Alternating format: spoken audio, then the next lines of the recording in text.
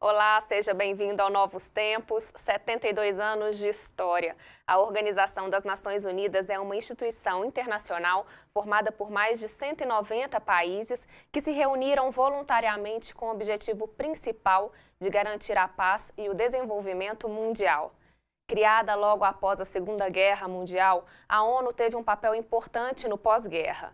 Mas ainda são muitos os desafios mundiais da organização, como a guerra da Síria, a luta contra a fome mundial, a violência contra mulheres e as crianças.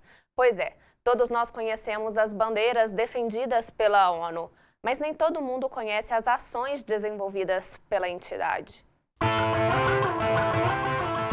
Pelo que eu entendo, é um órgão, né, que trabalha junto com o Brasil para estar cuidando de determinados assuntos.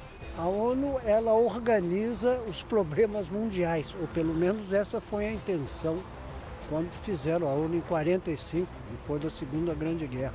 A Organização das Nações Unidas debate assuntos políticos relacionados a todos os países que têm algum problema político, humanitário. Trata de vários assuntos mundiais, né? Ligados à população no modo geral. Ao longo desses anos, a ONU vem desenvolvendo para um trabalho fundamental para a erradicação da pobreza, por exemplo, e vem atuando em prol do desenvolvimento econômico dos povos vulneráveis. O Brasil é um desses 193 países que fazem parte da entidade.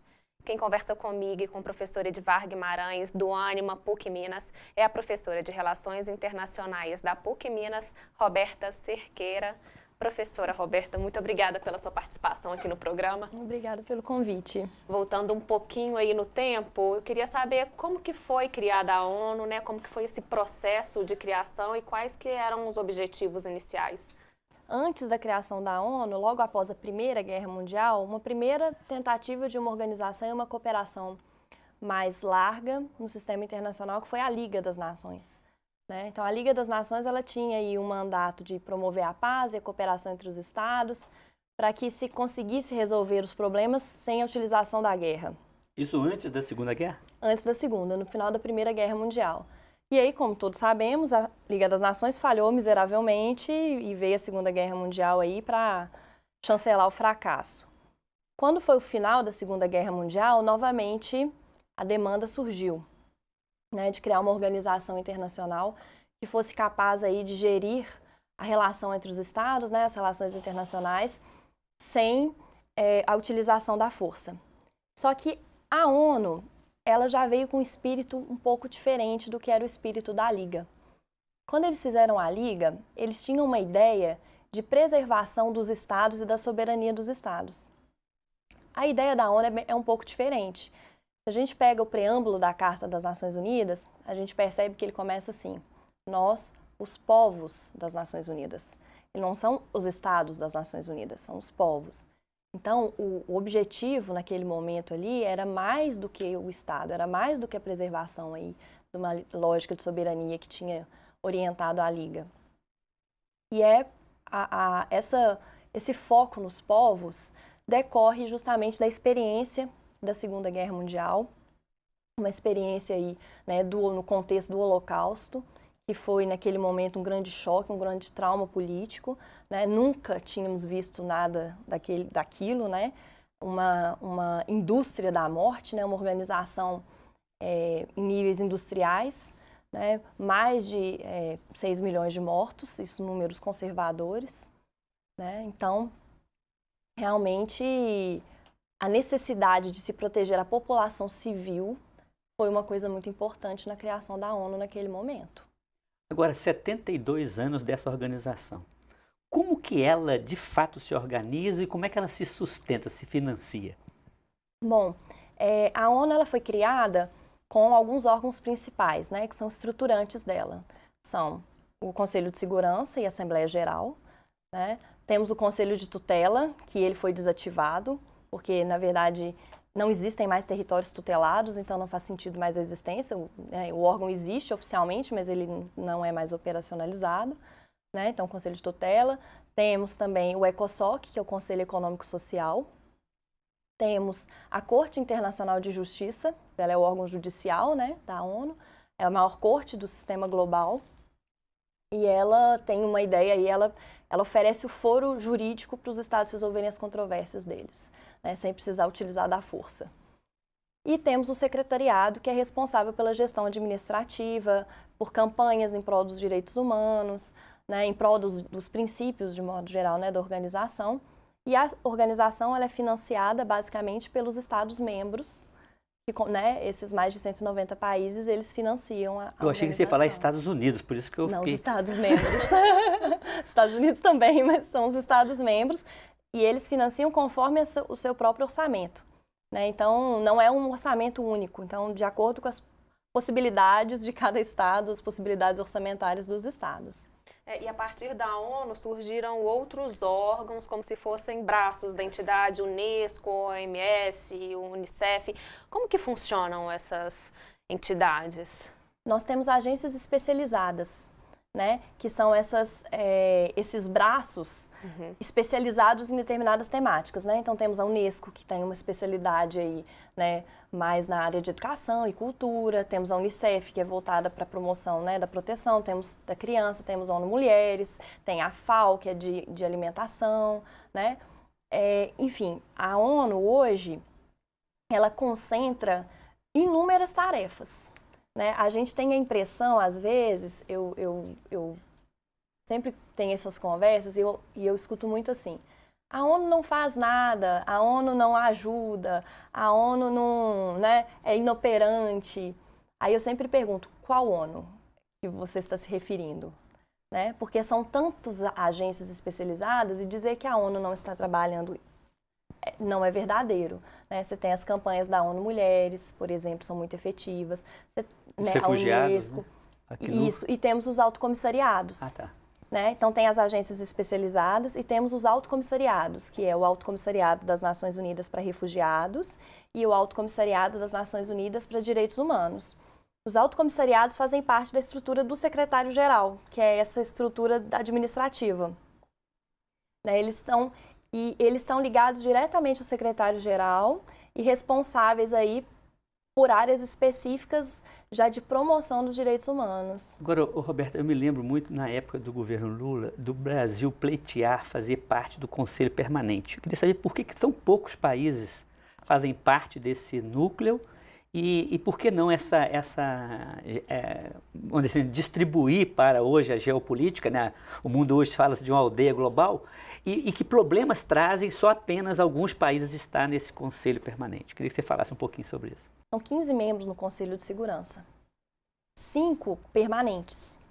E esses 5 são os 5 vencedores da Segunda Guerra Mundial. Que foram quem foram... eu brinco que é quem dá a festa senta na cabeceira, né? Então, eles criaram a organização e sentaram na janela. Então, né, então são 5 vencedores da Segunda Guerra, né? A Rússia, que na época era a União Soviética, e a Rússia foi a sucessora, né? Rússia, França, Reino Unido, Estados Unidos e China. São 5 permanentes, né? E os outros 10 são rotativos, eles cumprem mandatos, né? E eles são eleitos periodicamente. O Brasil já foi eleito várias vezes, já foi membro várias vezes dessa rotatividade, né? Dessa parte que é rotativa. A questão que hoje se discute é a reforma da ONU, porque ela mantém uma estrutura dentro do Conselho de Segurança, esses 5 permanentes, que refletem o final da Segunda Guerra Mundial, e o mundo mudou muito desde então. Né? Por exemplo, o Japão e a Alemanha não têm uma cadeira no Conselho. Né? Não tem uma Índia, cadeira. Brasil, para lembrar Índia, Brasil, não tem. Né? Então, o Brasil e outros estados, eles fizeram uma campanha para que houvesse uma reforma no Conselho de Segurança e aumentasse, né, expandisse aí essa representatividade. Alguns, principalmente ligados à área dos direitos humanos, né, defendem o fim do Conselho de Segurança, na verdade, né, acabar com essa essa ditadurazinha que existe, né, dos 5 permanentes que tem poder de veto nas resoluções. Então, se Rússia não gosta de alguma coisa que os Estados Unidos propõem, ela veta, e vice-versa. Durante a Guerra Fria, isso foi um problema, por exemplo, travou o Conselho de Segurança, né? E agora nós estamos assistindo aí na Guerra da Síria uma situação bem similar. O Conselho de Segurança está travado, assim. E os Estados Unidos, eles controlam a ONU, ou já teve algum fato aí na história em que ele foi se submeteu a alguma determinação da ONU? Olha, não sei se seria exato dizer que os Estados Unidos controlam a ONU. Não acho que seja isso, sabe? Eu acho que os Estados Unidos têm sim um papel de liderança, isso é inegável. Os Estados Unidos é membro permanente do Conselho de Segurança, então ele tem condição de veto, né? No entanto, existem inúmeras agências, como a gente, né, mesmo disse aqui. E essas outras agências, os Estados Unidos têm maior ou menor condição de projetar poder nelas, né? Então, recentemente, nós tivemos um problema na Unesco, né? Porque a Unesco contrariou claramente os interesses dos Estados Unidos ao reconhecer a Palestina, né? Israel não aceita isso, os Estados Unidos são historicamente aliados do Estado de Israel. Então, quando houve o reconhecimento por parte da Unesco da Palestina, Israel se retira, Estados Unidos faz um protesto e se retirou também da Unesco. Quer dizer, a Unesco não abaixou, vamos colocar assim, para os Estados Unidos. Eles se retiraram da organização, dessa agência, né? E isso foi um problema para os Estados Unidos, porque, veja bem, querendo ou não, participar dessas agências ajuda eles a projetarem poder. Então, eles contribuírem com a organização é importante do ponto de vista de se colocarem no sistema global, se colocarem como uma liderança global, que é o que eles sempre tentaram fazer e fizeram, né? É o Capitão América. Então, no mesmo dia, foi impressionante, eles anunciaram a saída, né? Trump anunciou a saída da Unesco e a China imediatamente falou, não tem problema, pode sair, que a China vai colocar o dinheiro todo que ele colocava, a China está cobrindo o orçamento. Quer dizer, ele sai e a China ocupa. Professora, eu vou ter que te interromper rapidinho para a gente ir para um rápido intervalo, mas daqui a pouco a gente está de volta, não saia daí, a gente volta já já.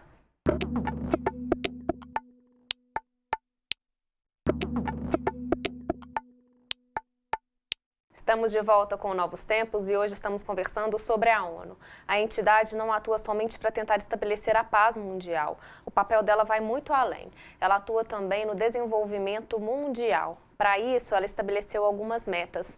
E aí, professor, eu te pergunto, quais metas são essas e como que elas foram estabelecidas e como são feitas, como que é feita a fiscalização do cumprimento dessas metas? Bom, eu acho que a meta principal foi, e é o que acompanha a organização, e é o grande desafio, e eu sinceramente acho que ela sempre vai ser uma meta, ela nunca vai ser alcançada, sabe? Vai ser sempre um horizonte, é justamente a paz, né? Que se estabeleça a segurança mundial. Agora, a segurança, ela tem inúmeras perspectivas, ela tem inúmeras facetas. Né? Não adianta eu ter uma segurança pensando apenas no ponto de vista militar e o conflito interestatal. Eu tenho que pensar no problema intraestatal, que é onde realmente iniciam as instabilidades. Então, a questão do desenvolvimento, e aí nós temos, né, as propostas, né, de desenvolvimento, nós temos o Programa das Nações Unidas para o Desenvolvimento, né, que é o PNUD, que cuida disso, que estabelece metas e faz esse acompanhamento, é uma das agências, né? É um desses braços, vamos colocar assim. Nós temos também o Judiciário Internacional, a Corte Internacional de Justiça, que também tenta trazer um pouco as questões, né, as celeumas para serem discutidas dentro do Judiciário e não de outras maneiras. E a Corte Internacional de Justiça é um órgão interessante porque a Corte, ela reflete um pouco as transformações do sistema ONU, sabe? Durante um tempo, até hoje, a CIJ, né, a Corte Internacional de Justiça, ela ainda tem uma característica muito voltada para a preservação do Estado e a soberania. E, no entanto, os próprios Estados têm levado casos cada vez mais ligados a direitos humanos e a proteção das suas populações, né? Tivemos discussões de genocídio, né? A Convenção contra o Genocídio foi discutida 2 vezes na Corte Internacional de Justiça. Armas químicas, né? Sim, armas químicas. Recentemente nós tivemos na Corte Internacional de Justiça discussão sobre armas de destruição em massa, né? Sobre as armas nucleares. Né, e a importância de desenvolver um tratado para eliminação e proibição e eliminação das armas nucleares, que nós tínhamos de arma química, de biológica, e não tínhamos um de armas nucleares. Agora, Roberta, se a gente, no primeiro bloco a gente estava conversando sobre o Brasil, queria que você falasse um pouquinho da participação no Brasil nessa caminhada da ONU, mas também falasse se a ONU hoje, no contexto atual, ela tem poder de fato, ou é um poder mais simbólico, assim, que chama a responsabilidade ou tal? Olha, o Brasil tem um papel muito importante dentro do sistema ONU, tá? E historicamente foi assim. A própria ONU, ela foi criada, a delegação brasileira teve um papel muito importante. Tanto é que a primeira Assembleia Geral das Nações Unidas foi aberta pelo Brasil. E até hoje, por um respeito histórico e uma homenagem, é o Brasil que faz as aberturas de todas as Assembleias Gerais. Todo ano é o Brasil que faz a abertura, né, dos trabalhos da Assembleia. E, ao mesmo tempo, o Brasil também é o maior contribuinte hoje na ONU com missões de paz. Né? A ONU ela tem intervenções humanitárias. Haiti, estou me lembrando aqui. O Haiti, justamente. O Brasil ia enviar agora soldados nossos, né, para a missão de paz na República Centro-Africana, acabou sendo cancelado por causa da intervenção federal no Rio de Janeiro. Então, mas enfim, o Brasil ele sempre fornece contingente militar para as missões da ONU e isso é muito importante. E esse fato do Brasil sempre contribuir para as missões da ONU, é sempre um país disponível, né, para ajudar nas resoluções de conflitos, né? Isso nos coloca numa posição de certo destaque dentro da organização. Né? E muito das nossas presenças, quando fomos membros, né, não permanentes do Conselho de Segurança, eu tenho a impressão que decorre muito dessa posição bem-sucedida da nossa diplomacia. Inclusive, temos um juiz, né, da Corte Internacional de Justiça brasileiro, que é o Antônio Augusto Cansado Trindade, que foi presidente da Corte Interamericana de Direitos Humanos e atualmente juiz da Corte Internacional de Justiça. E ele representa muito isso, né? Ele tem uma postura muito veemente no sentido de proteção dos direitos humanos e né, redução aí do uso da força de um modo geral. Antes da gente continuar a nossa conversa, eu queria convidar vocês e o pessoal de casa para conhecer um projeto realizado aqui no Departamento de Relação Internacional da PUC Minas, é o Miniono. Vamos assistir. Marina é aluna do 7º período de Relações Internacionais e antes de entrar para a universidade, nunca tinha ouvido falar sobre o Miniono. Eu fiquei muito curiosa, porque eu sempre gostei de participar dos projetos da minha escola. Eu falei, por que eu não sei sobre isso? Atualmente, ela ocupa o cargo de secretária-geral do projeto e conta que está sendo uma grande experiência poder conectar as várias áreas da academia e ainda levar assuntos internacionais para a comunidade em geral. Por 4 dias em outubro, os alunos de ensino médio de todo o Brasil, eles vêm para a PUC Minas e eles debatem assuntos da temática internacional, da conjuntura política, em comitês, em determinados comitês, como a Unesco, como a Unicef, que são propostos por alunos de relações internacionais. Estar num projeto que provoca uma mudança social em alunos do ensino médio, em alunos da graduação, em professores, estar nesse projeto que viabiliza condições para o debate, para a conversa, é uma coisa muito cara para mim. O Miniono é feito em parceria com os cursos de Comunicação Social, Psicologia e Serviço Social da PUC Minas. O lema do projeto é mudar o mundo por meio de novas perspectivas políticas e sociais. Eu vejo ele como um projeto de resistência. Eles vêm debater assuntos aqui que eles não são viabilizados nas escolas deles. É claro que algumas escolas colocam esses assuntos em pauta, mas a gente vê aqui a educação como emancipação do ser humano. Então, sempre buscando temáticas das mais variadas perspectivas, e então a gente fala sobre direitos humanos, economia, política, gênero. Discutir esses assuntos, buscando facilitar a cooperação entre os países no que se refere ao direito internacional, direitos humanos, segurança internacional e realização da paz mundial, é exatamente o objetivo da ONU, organização criada em 24 de outubro de 1945, que atualmente conta com 193 países membros. A ONU ela mudou bastante ao longo dos tempos. Quando ela foi concebida lá na década de 40, a principal função dela era realmente pensar uma forma de evitar a Terceira Guerra Mundial, promover a cooperação e garantir a paz. Ao longo do tempo, a ONU foi cada vez mais incorporando questões voltadas à manutenção dos direitos humanos, a questões voltadas para desenvolvimento social, programas de apoio aos países em desenvolvimento, e esse foi cada vez mais se tornando uma das principais atividades da ONU. A ideia de direitos humanos ela veio sendo fortalecida ao longo da história da ONU, e a ONU cumpriu um papel muito importante nesse sentido, de despertar na atenção internacional a importância da garantia dos direitos humanos e promover, de fato, programas para a melhoria dos direitos humanos em várias partes do mundo. Tem essa matéria bacana, né, da Mini ONU. Eu queria que você comentasse um pouquinho sobre essa experiência, mas ao mesmo tempo falando sobre como é que você enxerga, depois de 72 anos, o futuro da ONU. O Mini ONU é um projeto de extensão, né, do curso de Relações Internacionais que eu tenho um carinho imenso. Fui voluntária quando estava na minha graduação, fui diretora assistente e hoje, como professora, eu tenho uma visão sobre esse programa muito diferente daquela que eu tinha quando eu participei, né? Eu vejo a importância que é para os alunos terem uma vivência prática, ainda que simulada, dos desafios de negociação no âmbito internacional, né? Muitas vezes, eles têm que representar organizações da sociedade civil, ONGs, né? E aí eles ficam desesperados, porque eles percebem como que a sociedade civil, no sistema internacional ainda muito pautada pelos estados, como que ela tem uma participação muito pequena.